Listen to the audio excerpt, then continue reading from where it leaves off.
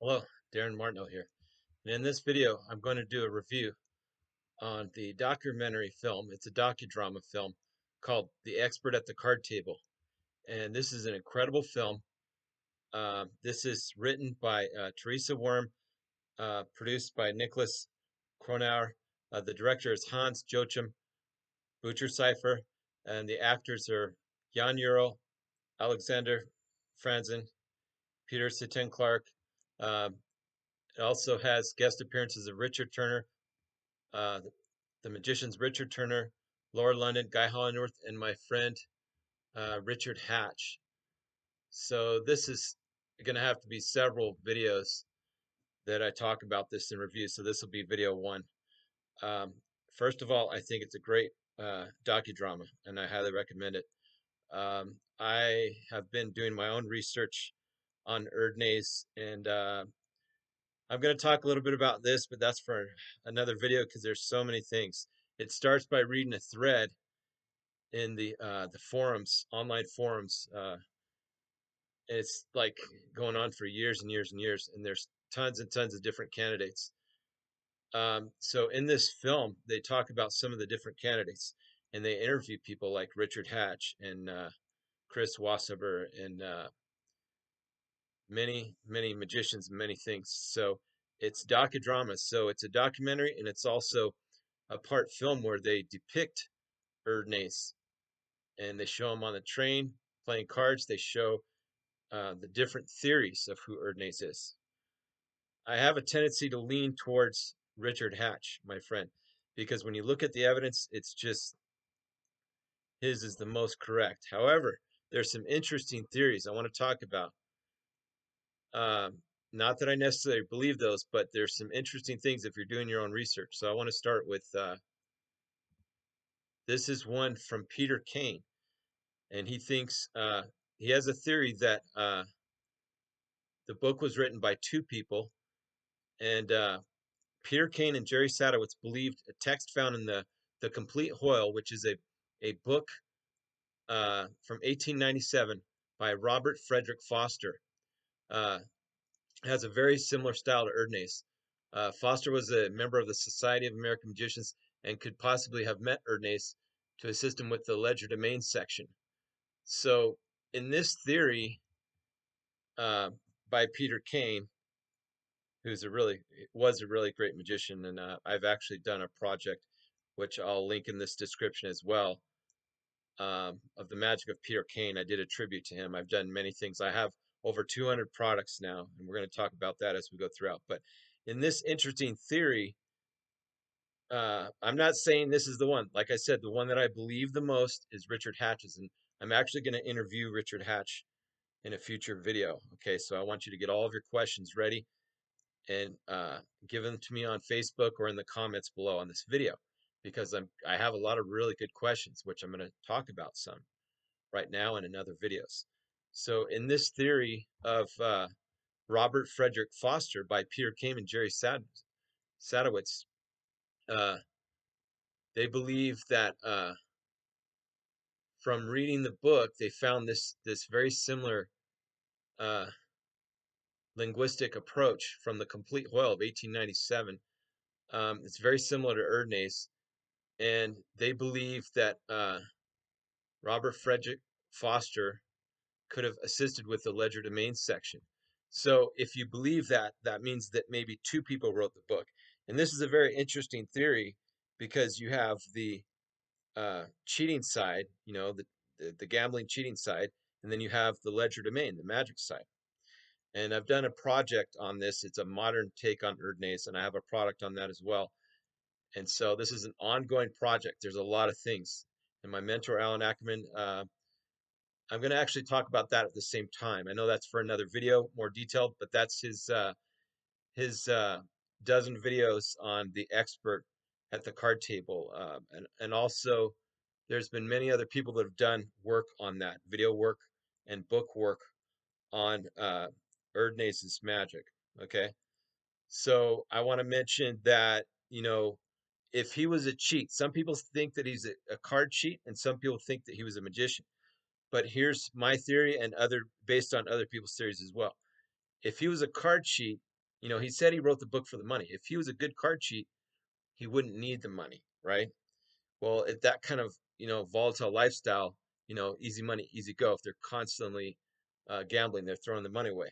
But what I'm saying is that if he was a good cheat, then he wouldn't need the money. Okay, that's part of it. The other one is there's no cold deck switches really, and they don't do a focus on that as much. I also have something I call the Angels and Demons Transpo, which is something I believe is a real method that I rediscovered. It's my own method, but I believe that somewhere along the line, card cheats would use this. And I'm not going to go into detail on that, but if you want to see that on Penguin or on my own site, you can purchase that. It's called the Angels and Demons Transpo, and it's a 4-for-4 impossible switch that I use with the Conus Aces. Okay. So I don't want to go off on a tangent, but I want to say about the cold deck. I want to say about there was a very popular at that time in 1902 in the early 1900s where Di Vernon talked about it. It's called the spread, and they would hold out the cards in palm, and they would as they would spread their cards or push their cards forward, and there's different ways to do these add-ons, but it's called the spread. Why is that not in there? So I don't think he was a cheat. I think he was someone who was an amateur magician who did some shows. He did perform for the circus and he did perform, but I think what happened was is that he tried some cheating because he had knowledge of the sleight of hand. And so if you believe that he was a traveling agent, not a travel agent, but a traveling agent on the northern the Chicago Northern Railroad, like Richard Hatch believes, and I do believe that. I think that's the best candidate. However, we have to look at some different candidates and we have to keep an open mind because with Chris Wassover's book, it's very, very compelling case for Erdnase as well through the bankruptcy records. And I mean, I'm going to make another video on that. This is a long, long thing. Why am I so interested in this? Well, as a magician, it's very fascinating to try and, unlock secrets and unlock mysteries. We're all about mystery. Um, do I think we'll solve this? Yes and no. I think we've partially solved it. I think that magicians like to hoard our secrets. And so leave a comment below and tell me who you think Erdnase was. There's so many different candidates. There's tons of candidates if you look on the Genie site, which I can link to that. But I'm going to make a lot of videos about this. I wanted to know your opinion on this. Um, I feel this was a great, so I'm reviewing it. I'll give it about a 9 out of 10. I think that I'd like to see more in depth. I'd maybe like to see a part 2. So if you're the producer or writer watching this, are we going to see a part 2 of this? Because I think this is something that's an ongoing thing. I think Richard Hatch has got the best candidate. Like I said, there's some other interesting candidates as well. Um, and you can find those on the Genie site. But there's lots of things to talk about this. There's a lot of unanswered questions. And as a magician, you can look at it from the sleight of hand angle. Okay, that's one angle. And then you can look at it from a investigator, a crime investigator's angle. Okay. So if there's any people that are crime investigators that are really good at finding out things, I'd like to challenge you to discover who Erdnase is. Why? Because it's a 120-year-old mystery, that we want solved. Some of us do anyway, because we want to know who wrote the Bible on card magic. And there's a lot of things I could get into without going off on a tangent. But the it's a docudrama. It's part documentary and part uh, film. I give it a 9 out of 10, I would say. There's so many cool things in it. Let's see who we can talk about. Let's talk about some of the other candidates. Let's go through some of the candidates. James J. Andrews was one of the candidates from Martin Gardner. This is an older candidate. Then there's James M. Andrews. This was Scott Edward Lane from the Genie form proposed James N. Andrews. This Andrews was a hotel casino owner and operator in Chicago and also an expert card dealer at 1902. Okay. Then there's the Milton Franklin Andrews. Do I think that's the one?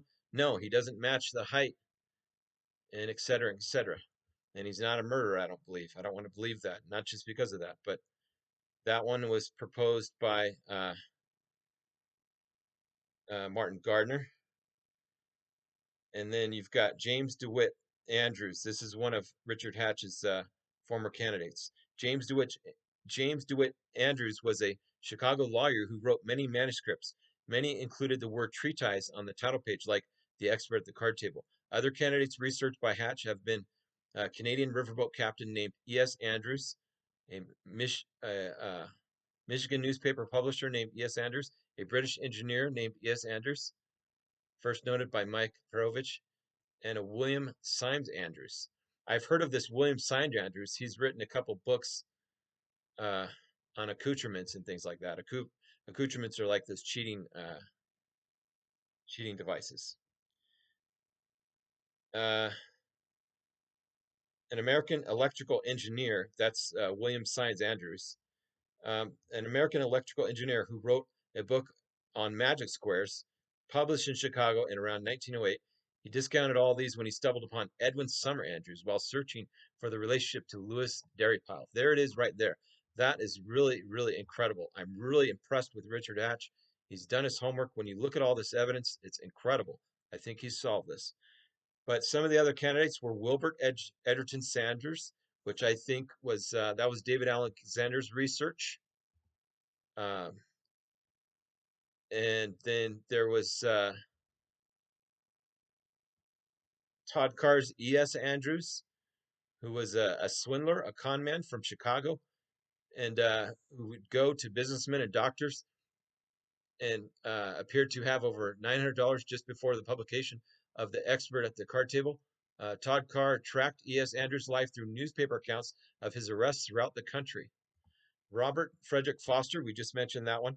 Herbert Lee Andrews. Richard Wiseman on his blog proposed Herbert Lee Andrews from 1844 to 1906, whose wife's name, Emma Shaw Andrews, would be S.W. Erdnase in reverse. He lived in Chicago around the time of the publication and helped run a business just a few blocks away from the James McKinney and Company, a company that printed the book. Okay. Jose Atur Digago Zavala. That is the name of Lahoma Skye. Oh my gosh. I am so fascinated with this Lahoma Skye. I'm going to have to make another video about him, but let's talk about this for a minute. Juan Tamariz has advanced the theory that Erdnase was written, or at least helped with editing the book, by a Peruvian magician named Lahoma Skye, the masked man, who lived in Europe. During the Ninth Congress of the Latin American Federation of Magic Societies, held in Peru, he explained the reasons. During the explanation of this theory, Gaten Bloom was present, supporting this hypothesis. Well, that's really incredible, right? Then we've got E.S. Burns, is a proprietor of the Atlas Novelty Company in Chicago, Illinois, was nominated by McDermott in his book Artifice, Ruse, and Erdnase, a possible dark horse candidate. Hurt summarized through the only problem is there is no evidence. Okay, now here's another interesting candidate, which at times I've believed this to be true, and I can mention some other people that believe that, and that is August Roderberg. And if you look at the books, it's just strikingly similarities again. August Roderberg was from 1867 to 1928, was born in Germany, and immigrated to the United States around 1883 as a teenager, was a magic dealer, inventor, and started the modern age of magic publishing in Chicago. He published card tricks and how to do them the same year as the Erdnase Expert came out. William Symes Andrews, okay, we just mentioned that, all right? Al Flosso seemed to have thought that this was Erdnase, this William Symes Andrews. Harry Stewart Thompson, Edward Galloway. Edward Galloway is Chris Wassover's proposed candidate.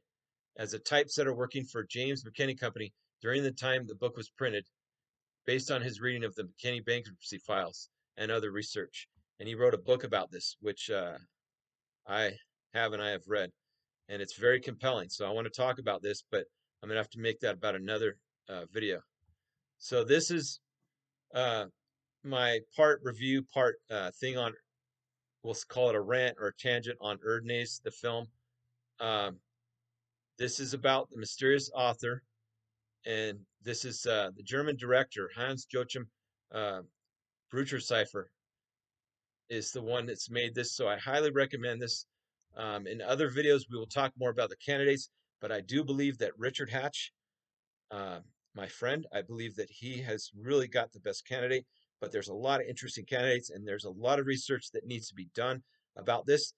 I read a lot of magic books. That's something I want to say. And in these books, there's a lot of little clues, little pieces of nuggets that point to Erdnase. Okay. I'm going to make other videos about that. But from a sleight of hand perspective, I'm a sleight of hand master. I can see why this is such a very difficult challenge. And we're gonna conquer this. I'm gonna make a interview video with my friend Richard Hatch. There's a lot of exciting things to come, so stay tuned, subscribe, and thank you very much.